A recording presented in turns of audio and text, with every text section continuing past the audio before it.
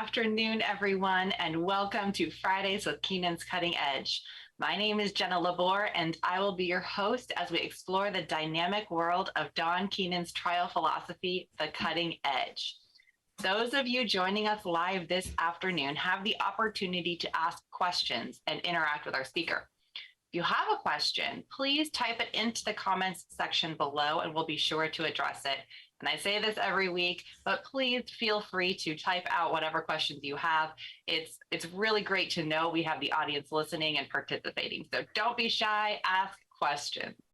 Episodes are released each week following the live broadcast. So be sure to hit that subscribe button and click the alerts icon so you don't miss an episode. Today, we have Allan Galbraith with us out of Palm Desert, California. Now, he lives in Palm Desert, California, but he's with the Keenan Law Firm and has been since 2002. And he's going to be talking to us about behavioral health issues. Now, I don't know that I know a lawyer who hasn't dealt with some kind of health issue directly caused by the practice of law. Whether it be physical or mental or emotional, what we do for a living is brutal. And Mr. Galbraith is going to talk to us today about the fact that there is hope for you after struggling with whether it be addiction or a mental health struggle or a physical health struggle. Because realistically, on top of the brutality of what we do for a living, we are consistently ranked as one of the most hated professions, right down there with used car salesmen and Congress. Wow, that hurts. Lawyers are people too, folks. As always, we're going to put Allan's contact information in the description below so you can contact him directly with any questions you have about this topic or anything Edge. Allan, let's get right into it. Talk to us about this incredibly important issue and why it's a topic you wanted to share with our audience. Well, thank you, Jenna, and thank you for giving me the opportunity to talk to your audience. I'm a rookie doing a podcast, so bear with me. I'm also fortunately just getting over COVID, so I got a little bit of COVID brain still going on. You know, but I probably know some people, some of you I don't. But like Jenna said, I've been with the Keenan Law Firm since 2002. I've been practicing law since 1979, so I guess I got a little bit of wear on my tire treads here. I'm barred in both Georgia and California, and I've always worked. I started out working for the first 19 years that I practiced as a solo. I then worked in a small plaintiff's firm before I got to the Keenan Law Firm. You know, one of the things we ask jurors is, what's your passion? And my passion has been behavioral health, particularly people who struggle with substance use disorders. I got a master's degree. I started a master's degree program in 2007 that I finished in 2010 in substance abuse counseling. I've been on the State Bar of Georgia's Lawyer Assistance Committee since 2008, where we try to help people who are having emotional or behavioral health issues, among other things. We do more than that, but that's a lot of what we do. And it's personal to me, because one of the things that I am also is a recovering alcoholic. I got sober on April the 24th, 1998.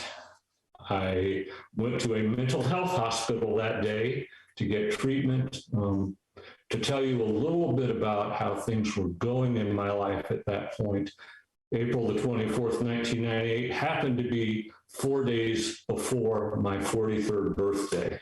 So things were kind of it kind of hit the skids, I guess you could say. At the time that I went to treatment, I had probably been drinking for 25 years. And that was on a daily basis. I had been a round-the-clock drinker for probably 2 to 3 years.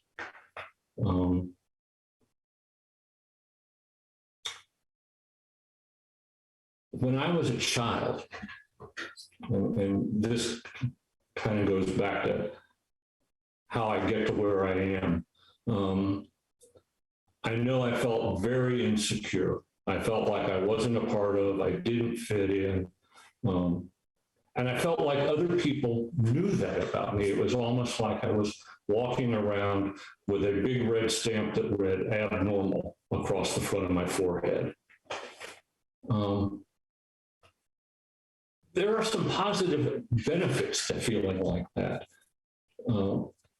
I was driven to succeed and excel, and I did. I graduated from high school and I was 17 years old at that point, and I was reasonably good at athletics. At that point, I had never taken a drink or a drug. And I literally, and I mean this literally, I discovered alcohol in the summer after I graduated from college. And I use the word discovered intentionally. And you'll find a lot of people who are in recovery have that in their story. I went to a party, I had 3 to 4 drinks, and it was like I found something that had been missing in my life. I suddenly felt I belonged, I was a part of, I didn't feel that abnormal, isolated, alienated feeling anymore. And I chased that feeling for the next 25 years. I mean, within a year of that party, I was a daily drinker. I had drugs in my story as well, but alcohol in the end was what brought me down. You know, drugs, particularly weed, was illegal. Back then, the State Bar of Georgia tended to frown on people who got arrested for possession of narcotics. Not so much at the time alcohol, but so, you know, I went through that. One of the things that when I got sober, that I looked at, and I don't know whether everybody does this or not, but you know, you have the feeling like, where did I cross this line? Where was the magic line that I suddenly crossed? And for me, I think looking back at it, I crossed 3 lines. The first line that I crossed was the very first time that I took that drink, because it changed the way that I interacted with the world. There is an AA speaker by the name of Clancy Emerson who's really entertaining. He's got a lot. He is also the developer of Elsie the Board and Cow. If you've got some age on you, and you know, he did a lot of different things. He was a radio guy out here in Los Angeles. But Clancy says the difference between an alcoholic and a non-alcoholic is that for an alcoholic, alcohol does something for them rather than doing something to them. And I believe that's true with me. You know, I was, well, I guess I should say the second line I crossed was at some point in time, I started drinking to suppress negative emotion and negative events rather than drinking for that kind of positive enhancement, that feeling of belonging and fitting in. The third line that I crossed was when I no longer had any choice in the matter of whether I was going to drink or not. I was an at-home daily drinker for the most part. I wasn't a bar hopper. I, in the end, was drinking over a quart of whiskey and a 6-pack of beer each and every day. You know, I neglected personal responsibilities. It was not unusual in my house for the water, the electricity, the gas to get turned off because I didn't get around to paying bills. My house went into foreclosure a couple of times. Not necessarily because I didn't have the money to pay them. I just didn't I was not good about writing checks. Needless to say, I also neglected professional responsibilities. I didn't go to work sometimes. There was nobody there to fire me. I was working for myself, you know. Can't really fire yourself. You know, lying becomes a habitual thing because you have to cover up what you're doing.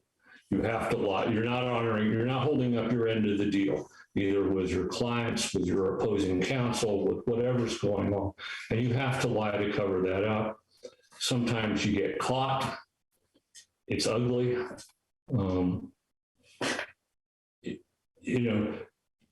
Sometimes I would get in a real jam and it was like, you say the foxhole prayer, God, if you get me out of this one, I promise never to do it again. But I do. When you're drinking that much, you get strange issues or strange ideas about things. I am obviously concerned with appearances, and I start to worry that the garbage man is got an understanding of how much I'm drinking. So rather than throw the empties in the garbage, I bag them up and take them to a strip center where I can throw them in a dumpster. I go to different liquor stores rather than go to the same one all the time. I have a circle that I run around. I have physical health issues. My stomach is so torn up by alcohol that I have difficulty eating, maintaining a proper diet. I am terrified of the phone because the telephone has mostly angry people on the other end of it who want something from me that I cannot give them. Or they want money because I haven't paid them. I hide bottles. The worst day of my life or the worst night of my life is Sunday evening every week, because during the weekend I have been able to hide. And Monday morning I am expected to get up and do it all over again. And it is just terrifying. I worked in downtown. Interestingly, I worked in downtown Atlanta at that point, less than a block away from where Keaton Law Firm offices are. And there were a lot of homeless people, street people on the streets of downtown Atlanta, even back then. And I would go to work in the morning and I would see these people on the street and I would think, my life would be better if I could trade places with them. I just wouldn't have so many problems. I get to the last day that I drink and I do one of these deals of, I call my office. I shared space with 4 other people and I had that arrangement with them. And we were pretty remarkable. We stayed together for 19 years. But by the time I get to the end, they are terrified of me. I mean, I am a walking time bomb. And we had shared letterhead, shared malpractice policy, and they have taken me off of both. So I get to the last day that I drink, which is April the 23rd, 1998. And I get up in the morning and I am around the clock drinker at this point. I mean, I have to have a drink the first thing when I get up in the morning just to stop the shakings, just not go into withdrawal. I call my office and I say, I'm working from home today, and everybody there knows what that means. And I start drinking. About 10 o'clock in the morning, I fall down a flight of stairs in my house. And I kind of shake it off. I keep drinking. And about 2 o'clock in the afternoon, the same thing happens. And the second time I get a little bit hurt. I mean, I'm kind of bruised up and scraped up, and I walk into the bathroom downstairs and I look at myself in the mirror and I think, how could this happen to you? How did you get to this point? I mean, I literally could not have felt any worse about myself at that point. And, instead of being in trouble with other people, because I was already in trouble with other people, then I was in trouble with me. And for me, that's bottom. That's it. And I did something that was totally alien to me. I picked up the phone. I called one of the guys I work with and I said, you know, you're right. I've got a problem with alcohol and I need some help. They kicked in, they called the Georgia LAP. They got some advice. They showed up at my house that night and ran an intervention on me in between my wife and my two kids and these three guys that I work with. And they're saying, you got to go to treatment, you got to go to treatment, you got to go now, got to go now. And of course, I've continued to drink, and that little crack of willingness is closed right back up. But it is 6 against 1, and it is not a fair fight. And I finally say, okay, I'll go in the morning. And that satisfies them. They leave. I get up the next morning and I don't want to go to treatment. I don't have any idea what going to treatment means, but I know I don't want to go. But I cannot think of a graceful way to get out of this.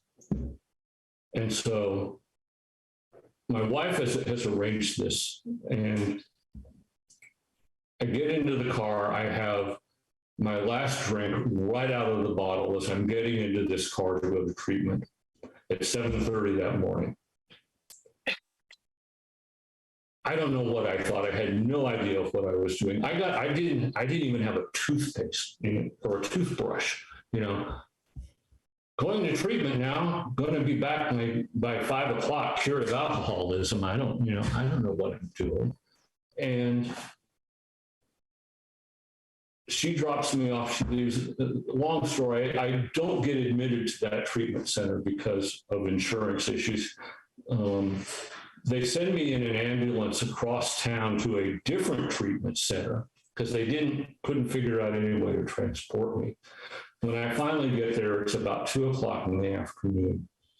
I am in acute withdrawal. I am shaking so badly. I smoked back then. I cannot light a cigarette. I am shaking so badly. One of the things that happens when you check into treatment is that you get breath tested. I haven't had anything to drink in 6.5 hours, and I blow a 0.18. And for reasons that are too long to get into right now, I get sent to another hospital. I said, we don't think you're medically stable. They call another ambulance, send me off to another hospital, look at me, and they said, no, he's okay. He's just a drunk, and they send me back. And that's my start into recovery. That's it. That's where I started from. And the rest, as they say, is kind of history. So we can kind of go from there. Yeah, no, thank you so much for sharing that. And I hope that if this echoes with anybody in the audience, that, they can identify with what's going on and maybe recognize in themselves some of these behaviors and find themselves where you did. I was so happy to hear that you had supportive partners that you practiced with, at least in the same building, people who cared enough to show up at your door and say, dude, this is, we saw a glimmer of hope when you had a self-realization. We are here to help you. One of my questions was in your family, I wasn't sure if you had a family at this time or not. It sounds like you did. That must have been difficult for them. Yeah, tell us a little more about that. And why should we care about this? Why, as lawyers, do we need to care about this issue? So, family, I'm very fortunate. I am still married to the same wonderful woman that I've been married to since 1984. I am not quite sure why she stuck with me, but she did. I can tell you that I was very close to being invited to relocate to the Motel 6. I can only imagine. I think it's important for, to move kind of to the professional area here. It's important for us to care about this because it has a direct, it likely will have at some point in time, a direct economic impact on your own practice, if not yourself. The statistics, and I actually looked at did an update to prepare for this at some statistics, and Joe Tunstall, who did a talk that kind of overlaps a little bit what I have to say, also referenced some of this. And if you guys haven't listened to Joe's talk, I heartily recommend taking a listen to it, or even going back and listening to it, because he has some wonderful things to say, and I have some things that kind of overlap what he has to say. But alcohol use is, I don't want to use the word epidemic, but it is terrible in our profession. I mean, I just, the statistics that we get are kind of hard, but because they're self-report, and there are people responding to surveys, and the questions are not always the same. But what I've pulled out of this is there were some studies by a guy by the name of Andrew Benjamin out of the University of Washington, and he's an interesting guy. He's a JD and also a Psych D. And I think he teaches jointly at the University of Washington Law School and Medical School. And he ran some studies in the 80s and 90s that tended to indicate that about 18% of lawyers had what might be clinically diagnosed as an alcohol use disorder. And to put that in perspective, right now, probably 6% of the general population. Oh my gosh. Yeah. Wow. So we're 3 times. Well, it gets worse, Jenna. Oh no. There is a guy, the Hazelton, Betty Ford, and the ABA ran another survey of about 13,000 lawyers nationwide in 2016 that indicated that figure was 36.4% of lawyers had what might be indicative of an alcohol use or dependence disorder. Wow. In 2021, it was 29.8%. Oh, wait. It went down a little bit, but it's still, that's 1 in 3 people. Yeah, no, that's crazy. I'm curious because it went down during COVID when most people's drinking was going up. We were sobering up over here. Well, yeah, it is. And they tried to adjust in that 2021. And the guy who did both of those 2016 to 2021 studies, the same guy, a guy by the name of Patrick Krill, who also used to be a lawyer and went to treatment at Hazelton in Minnesota, and then ended up kind of following the same path that I did. He got a master's degree in substance abuse counseling, actually became a therapist. I never became a therapist. I'm not licensed as a therapist. But he went to work at Hazelton, and now he's doing a consulting business. But there's some other stats that we have here. We're really high on anxiety disorders. We are high on people who self-report severe to moderate depression. The COVID stat that really struck me in 2021 was almost 58% of these lawyers who were surveyed are reporting they are under severe or moderate stress. And that's a problem, So do you think there's anything, because you shared with us a little bit about your childhood and the feeling of fitting in, and it just popped into my brain that as lawyers, most of our social events revolve around alcohol, and that's not atypical for a profession, but is there something to the fact that some of us might feel that way and we feel more emboldened or more social when we drink a lot, and then during COVID, we weren't quite so social? Is there anything to that? I think that we as a profession need to be cognizant of the fact that in my time in practice, I have seen alcohol be less prevalent in social functions. I mean, it used to be, when I first started practicing, there were open bars everywhere, like after CLEs.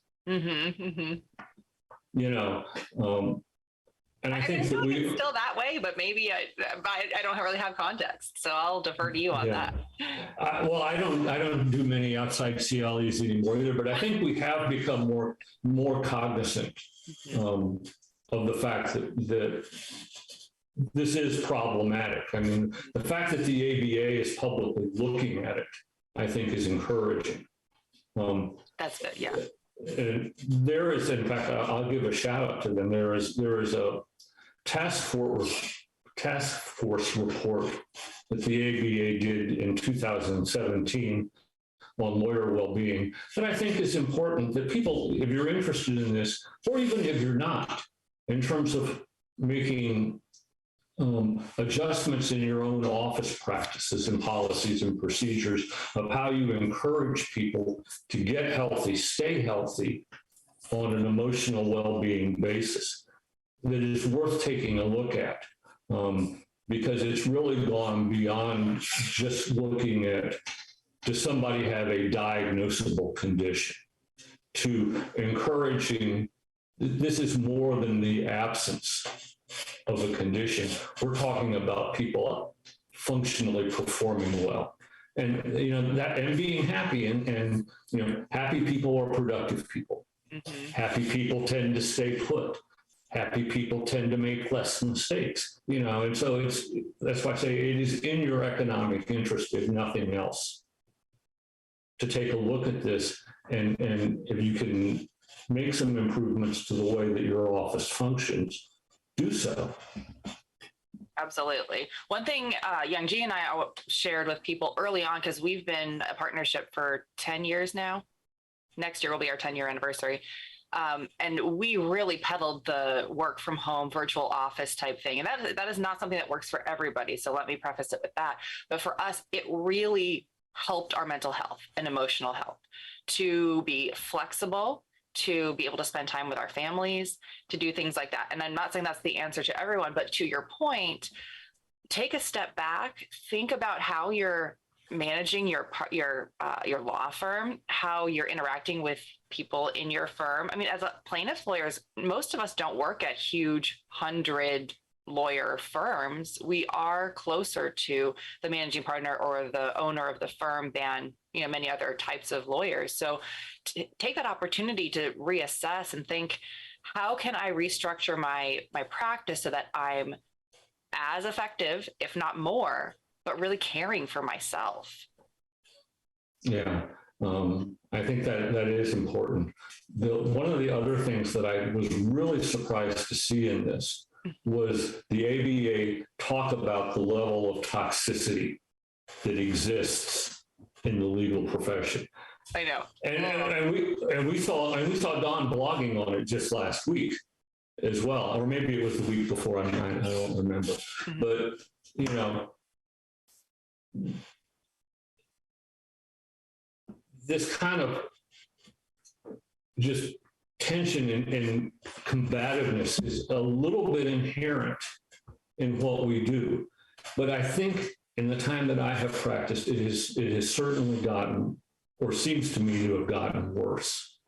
And I would like to see us, as the plaintiffs' bar, potentially take a step back from that. I'm not advocating anybody be a doormat here. Right. Yeah, of course not.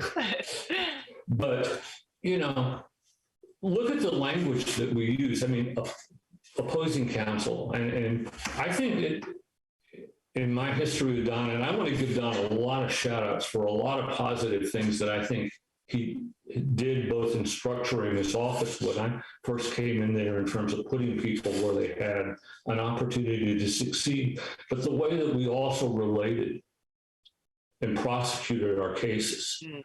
I was in Atlanta for the first 10 years that I was with the firm, and I was the person who primarily was involved in writing the pleadings, handling the paper discovery, keeping paper flow going in our office, making sure we got what we needed to do to get out and take depositions, to be ready to do that. And I spent a lot of time, because it was just instilled in me that this is the way that we do things. I filed, I will ask you a question. In 10 years, how many discovery motions do you think I filed? 10 years. I don't know. 250. One. What? Oh, I thought we were going on the high end here. We were going on the low end. One. But it was because of the way that we did things. We established, you're going to see these people. You're right. This is a tough business we are in.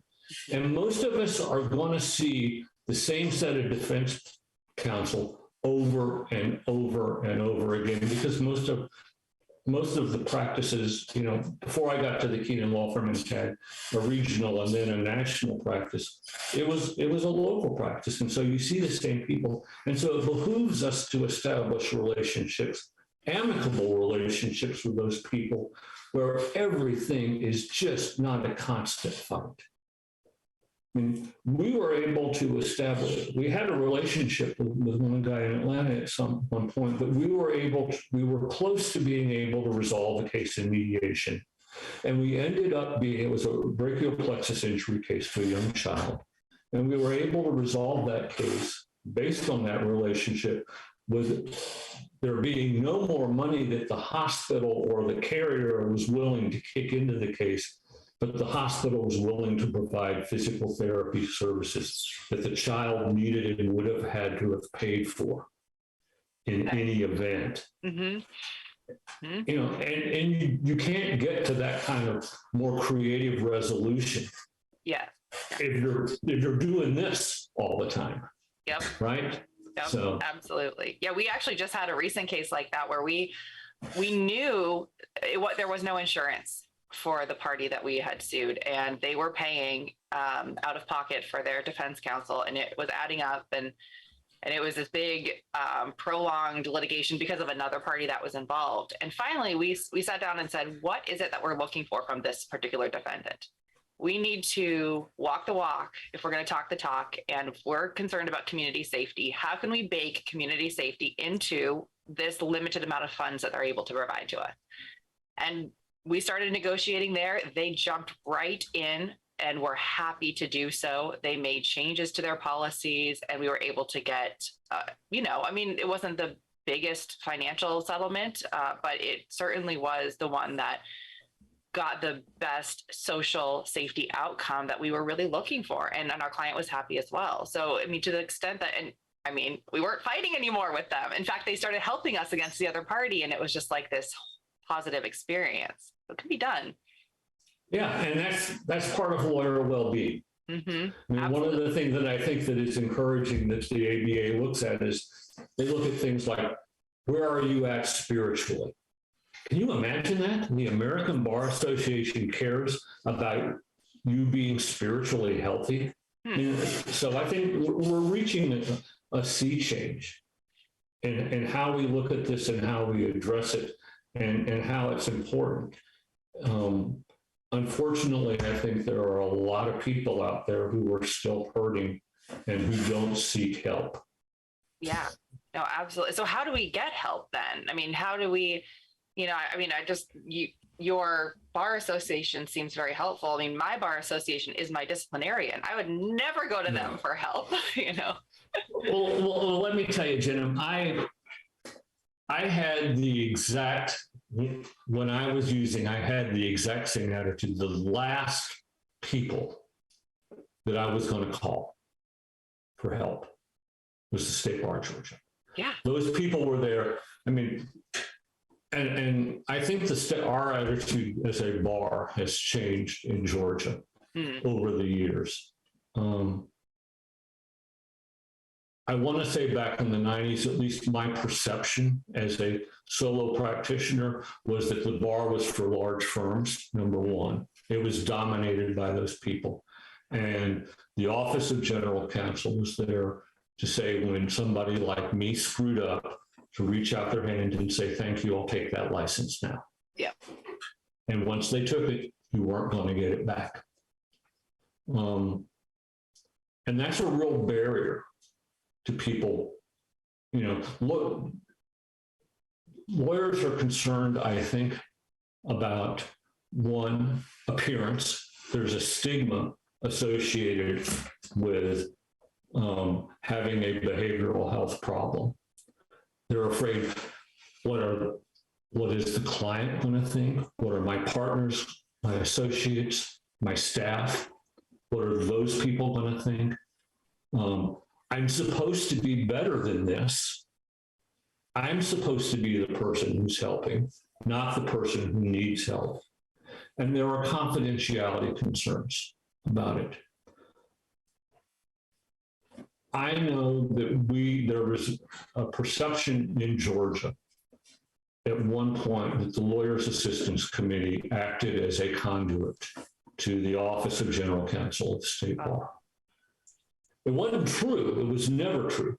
But it came about because you would see the disciplinary opinions roll out of the Georgia Supreme Court, and if there was a behavioral health issue there, the opinion invariably ended if there was a suspension of the lawyer or a disbarment, that they could not get their license either activated or back until they were cleared by the LAC. And so there was this linkage in the mind of the lawyers in public that, we were linked to discipline. And we worked very hard to completely institutionally divorce ourselves. And, the Lawyers Assistance Committee is a standing committee in Georgia of the State Bar, which means we are found in the bar rules. And one of the things to do this, I found out, is changing the Georgia bar rules is like getting an act of Congress passed. I mean, it is not an easy task. Yeah. And one of the things that we established that I think current members of the committee have is we have established a peer program where you can go in and go to a website, search it. I'm looking for somebody who can help me with this. And we will pop up a set of lawyers who have volunteered and who have been screened and have some degree of training, who are available to say, I've been here, I've done that, I can help you. And it's self-selection. Wow. We also have a thing that we have really publicized called Use Your Six, where simply by virtue of the fact that you are a member of the State Bar of Georgia, you have 6 sessions per year with a licensed therapist. Simply, all you got to do is pick up the phone and call us. Wow. Do you know of other bars that are doing this? Like, do you? There are our bar in terms of the peer support is lots of other LAPs have peer support. We are the only people who allow people seeking services to self-select. And I'll say it's been difficult to get this off the ground. We have been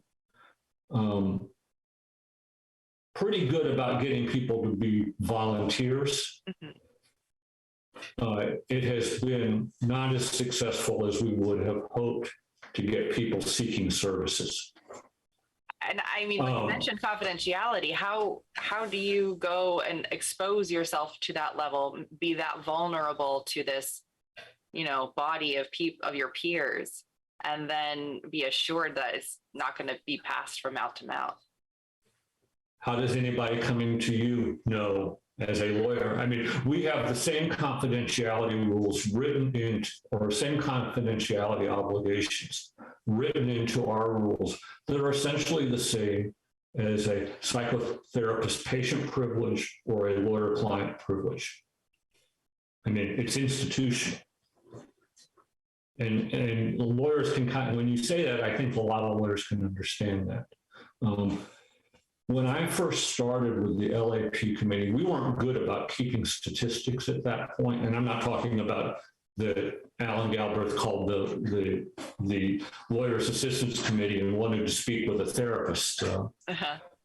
But we do keep records of where calls come from, some demographic type stuff. Our utilization rate back then was something less than 1%. Yeah, I can imagine. I think it's a really tough thing.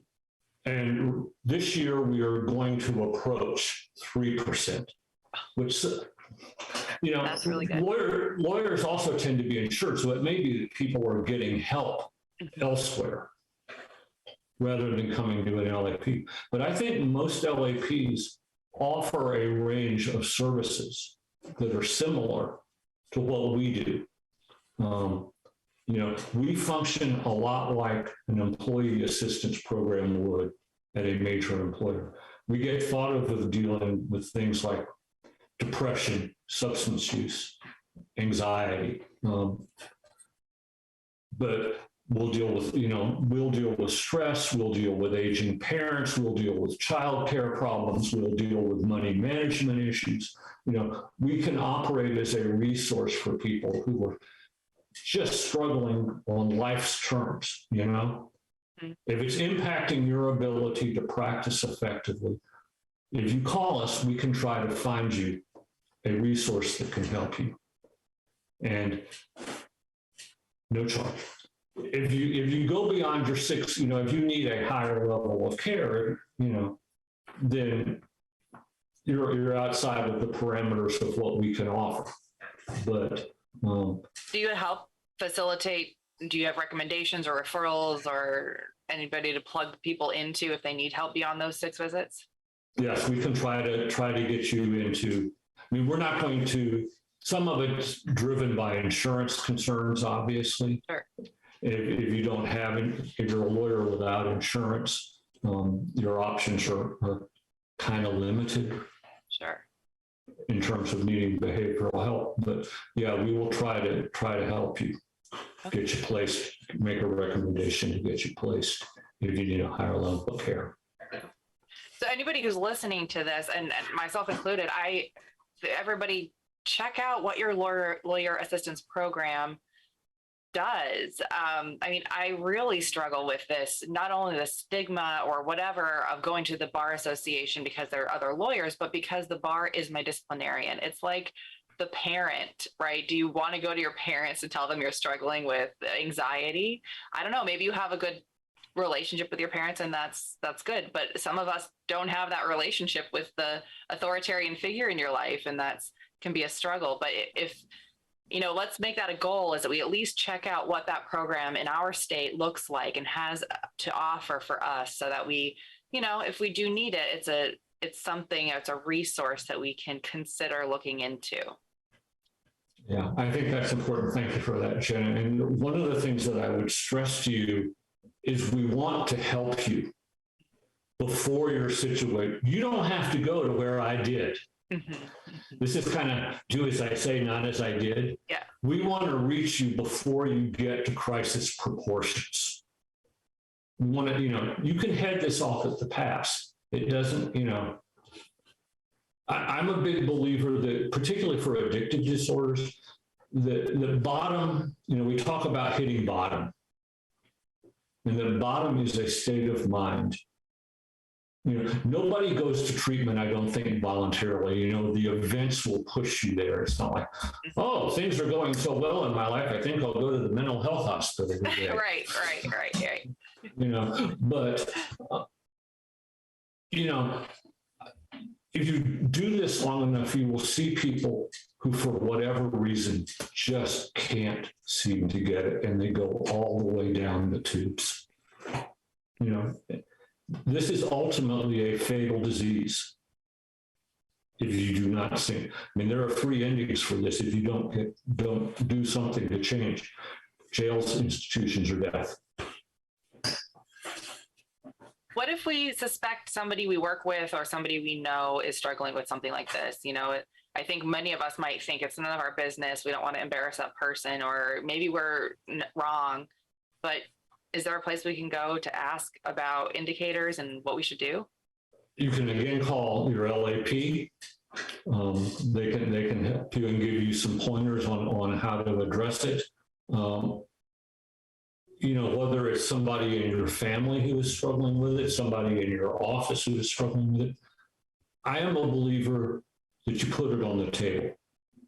It's the elephant in the room, right? And if you don't address it, the problem isn't going to go away. Sometimes there will be some things that if the person isn't willing to seek help, there are going to be things that you have to do to protect yourself from that person. I mean, just like the people that I work with took steps to protect themselves from me. I mean, they took me off the letterhead. They took me off the malpractice policy of its employee. You may want to consider whether you want to keep that person in your office if they're not willing to seek treatment. If it's a client, you may want to consider, I will tell you that having had some personal experience representing people who are in active addiction, you got to think about, do I want to devote my time and resources if this person isn't willing to get help to doing this? Because we as addicts tend to screw up at the most inopportune times. And, I know with in our office in Atlanta, we've got rid of some people. Don tells a story, I don't know, and this was a guy who just happened to be toxic, not necessarily an addict, but he was just kind of a bully. And he abused staff. And Don fired him. Yep. And he begged it.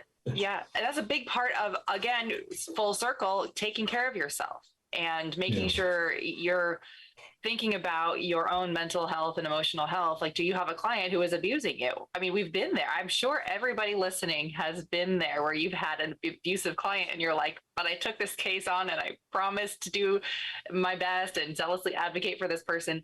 If it doesn't work out, you have to look at your ethical rules and what your responsibilities are to that person, but it is okay to let them go. It is okay if they are abusing you or your staff or whatever it may be, or just friggin' tanking their own case. It's okay to make that decision to let them go within the bounds of your ethical responsibilities.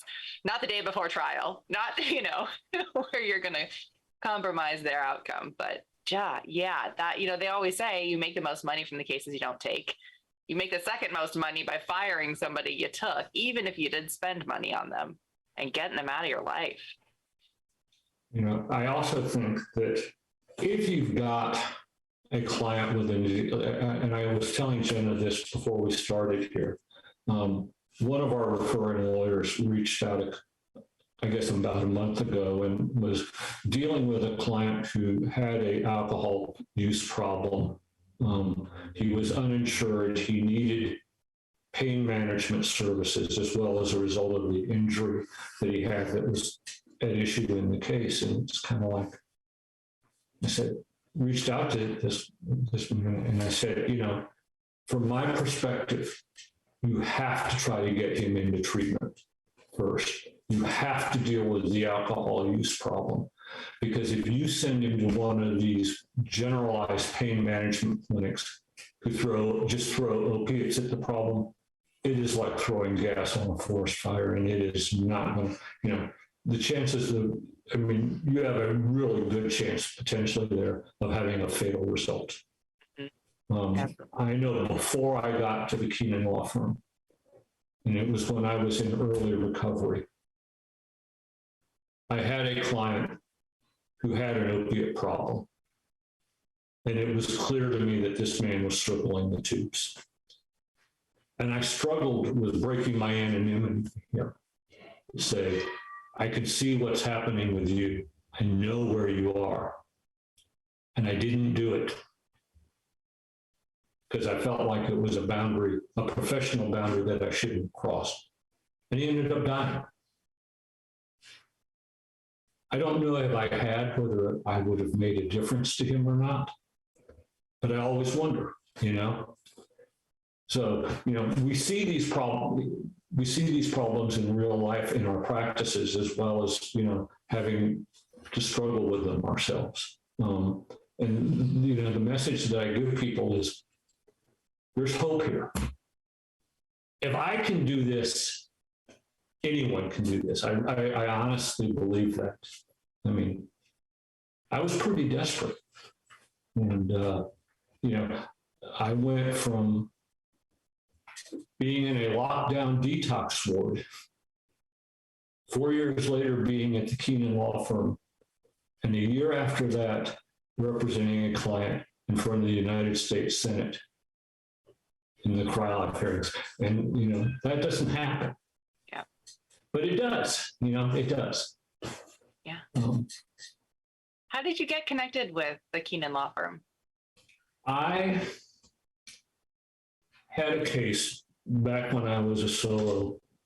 It was a tractor trailer crash, and I originally looked at the case as a products liability case. And I got a guy by the name of Dick Goodman out of Detroit who was an inner circle guy. He was an auto products litigator, and I looked at this as a products case potentially, and he took the case. We ended up trying it together. I had addiction issues at that point, but I wasn't all the way down the tubes yet. It was in the early 90s, and we ended up settling the case for a substantial amount of money. And when I got done, I was finishing up with this small plaintiff's practice, and we were parting ways, on an amicable basis. And I kind of thought to myself, if I'm going to keep doing this, I really want to play at the top of the heap. And I knew that Dick and Don were friends. And so I asked Dick if he would write me a recommendation to the Keenan Law Firm, because they were both in the inner circle together. And I didn't hear anything for like 4 months. And then suddenly I got a call from somebody at the firm, and they asked me to come down and interview, and there it was. So were you with the Keenan Law Firm during the time when you were struggling? No, you weren't, right? Struggling. No, I was 4 years. I was 4 years sober when not quite 4 years sober. And I will tell you, I people may wonder about this. I did not lead with my chin saying I'm in recovery, but I was up in Don's office, and they had offered me the job at this point. And I said, and I gave them the opportunity to back out. I said, there's something that you need to know about me. And this is it. Because I didn't know, at that point, 4 years out, there's still potentially time bombs that might go off from my past, right? Yeah. So, and one of the things for me personally is I didn't want the burden of carrying those secrets. And so I just said, here it is. Here are the warts. And I think that to Don's credit, I think he respected me for making that disclosure, for being honest and upfront about it. Yep. I imagine that he would, knowing him, doesn't want secrets, doesn't want lies. He wants it straight up. So as somebody where you are today, what do you do to maintain your health, your sobriety, continue getting better? What habits do you have to help yourself? So I started out, I went to residential treatment. Back then, everybody kind of got 30 days. I had Cigna. I did not have good health insurance. I was declared cured after 21. But I went to a place called Ridgeview, which at the time was a nonprofit, and it had a professionals program. And I was a part of, doctors, nurses, lawyers, dentists, airline pilots, some type of C-suite executives, but mostly doctors, nurses, and lawyers. And so I went through a fairly intensive aftercare. I had an aftercare commitment of 2 years where I went to group therapy 3 times a week. I was randomly drug tested once a month during that time. I ended up because I felt like it helped me. I ended up doing that for 4 years, and I only stopped doing that, going to group therapy. I love group therapy. I think it's a wonderful thing. I did that for 4 years. I only stopped when I couldn't swing the schedule when I started working for Don. they didn't want me leaving the office at 4:00 in the afternoon, 2 days a week to go to Smyrna. Oh, I understand, Yeah. I'm there to work. I am a member of a 12-step organization. I have done 12-step I started out doing 7 days a week. I still do generally 2 meetings a week. I am a big believer. I do mindfulness. I am a big believer in doing that. I journal. Some of it's the basics. I make sure I get enough sleep. Lack of sleep induces stress. I make sure I eat right. I make sure I exercise. COVID, interestingly enough, has been a boon for me to exercise. I think part of the reason that you see people stressing in COVID is though that, we started working from home. And one of the things I found when I first started working from home is it's hard to keep a boundary between work and life. I mean, I'm sitting in my house right now, right? It's not too hard to walk, I have this thought and it's like, oh, let me go write this down right now. And so I work hard at keeping a work-life boundary. I stay grateful. I do a written gratitude list every day. And I try not to do it by rote. I journal. I have a couple of things that I think about each morning that I try to keep in mind. And I have a little, I use an iPad that I almost use as a message board or a little that sits beneath my computer monitor. And it has some other stuff on it, but one of the things it says to me is every day is an opportunity for a life masterpiece.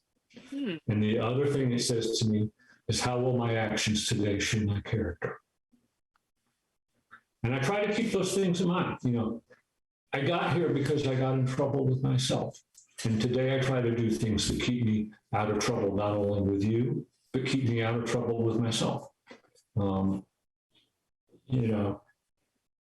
If I get up in my head, if I don't stay in the present, and mindfulness is a great thing that helps with that, of staying and being able to stay in the present. I am my own harshest critic sometimes. That negative self-talk. Yep. 100%. Is toxic. And so I try to stay out of that. I am also, kind of like we talked about before, I am mindful about conflict management in my professional relationships. Until you tell me that you are not trustworthy with somebody, I will take you at your word. And that's why I say I filed one discovery motion. I never had one filed against me, but I filed one myself. It doesn't mean that I didn't have some back and forth working stuff out, but we were always able to work stuff out, and we were always able to get what we needed because of the relationships that we established. And so I think conflict management is a big part of that, and if you're not constantly in conflict, that relieves a major source of stress in people. And stress is what leads to burnout. Absolutely. If you're not always, and if you're not always afraid of that phone call, like opposing counsel is calling and I'm afraid to pick up or I'm afraid to engage because we have such a toxic relationship, I mean, that eliminates a massive amount of stress. That's excellent advice. Yeah, and the last thing, I guess, is I'm a big advocate of giving back, of doing something like this.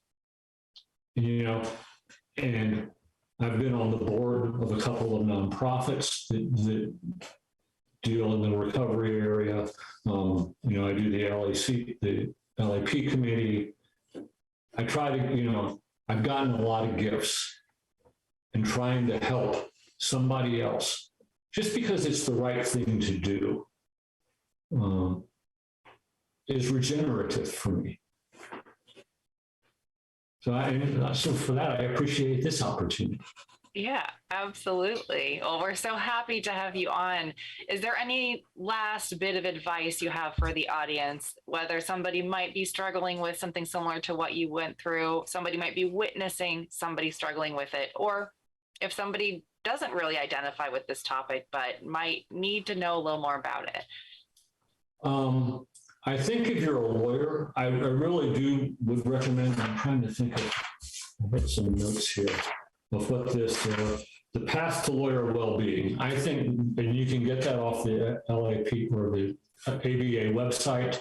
I think that's an excellent resource.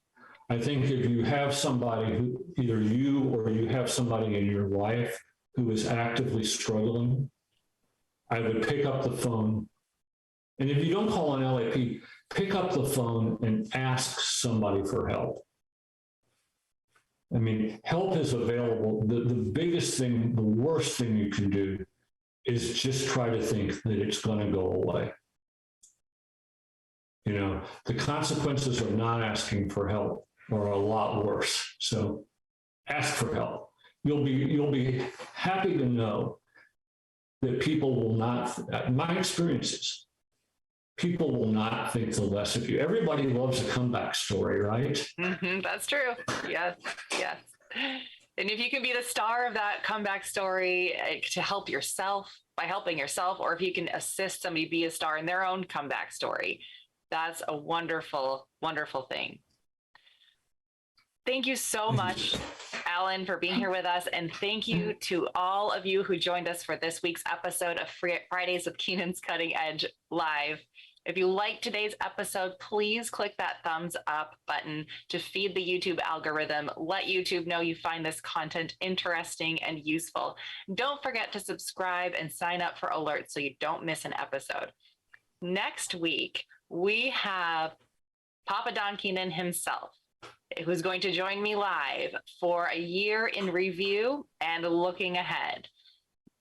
We've only been doing this podcast for a year, a little over a year, but this is something I hope to do every year. We had Papa Don last December. We're going to have him again this year. And I hope that this continues because it's such a wonderful opportunity to hear from him about how things are going, not only at the Keenan Law Firm with referring attorneys, but also with KTI, colleges, how they've been going and what is going to be coming up in the next year. This will be a very special episode, so I encourage as many people as possible to show up live, to witness it, to engage with Papa Don if you want to do that. He always has wonderful nuggets of wisdom, and you'll also probably witness him give me a hard time about something in the hour at some point. So that could be fun and entertaining for all of you as well. I am looking forward to it. Have a wonderful weekend, and I'll see you all next time.